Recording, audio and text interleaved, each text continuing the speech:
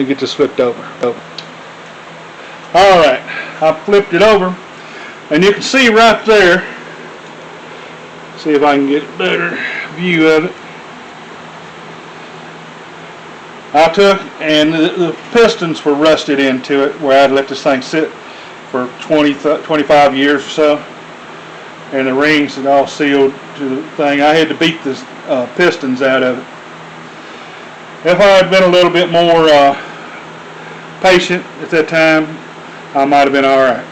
But I am deciding whether I'm going to go with that.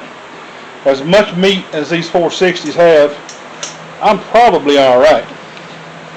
But I'm still debating on it. But this engine's ready to go to the machine shop except for that. There's my crank. That crank has got some pitting on it, and I may take and cut it down to 1010. I think right now it's standard. I may cut it down to 1010.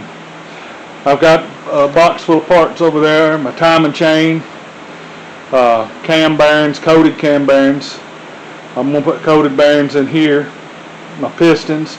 My pistons are Race Techs, 60 over. They're cut already for the P-51D heads, so you know they should work just fine. And they're also cut for AFR heads, which is what I was originally going to run in this engine. But AFR couldn't get them, and they still can't get them. They have metallurgical problems. But this is what I've got going on. I've got stuff scattered around. There's my shifter right there. But I may change that. I think that's a B&M. I don't remember if it's a B&M Hurst quarter stick or the B&M version. I forgot which. But I got that. And what I'm going to do after this, I'm getting this one built up. I'm expecting, and I hope I'm in the ballpark, between 6 and 650 horsepower. With the cam and the heads I've got, I think that's doable. My only reasoning, or not reasoning, the only thing I'm thinking about is if I would have better acceleration with a smaller intake than the Victor. But that Victor sure looks pretty, especially the Dominator sitting on top of it. So this is what I'm doing. You know, you can take, and I want y'all to follow along with me. I've also got up here in the wall Canton oil pump and oil pan and pickup. There's my mufflers for it, because it will be muffled. I'm going to drive this car. So this is it. But I got to get this Firebird out first and clear up space, because I can only work on one car at a time in here.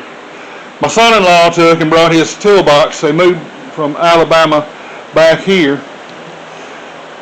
which I'm grateful for, because it gets my granddaughters up here, and my god-granddaughters, and one of my goddaughters back up here. But he needed a place to put his toolbox.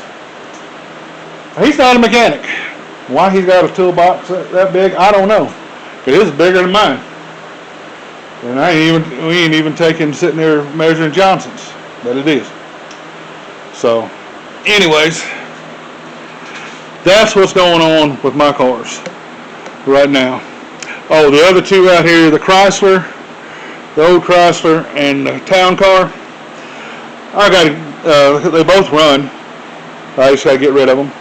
The Chrysler would make a good driver, but I'm afraid to let anybody have it too much, because the brake lines, that car spent a lot of years in New York driving around up there with a salesman, and the brake lines are rusted out on it.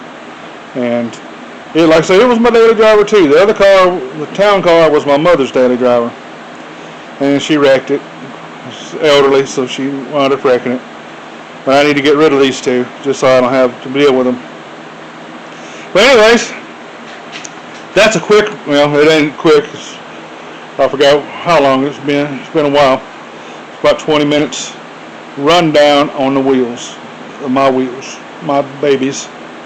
So they are going to get built, and this is why I say this is Ronnie Builds It, real life car building channel, because this is the things you run into.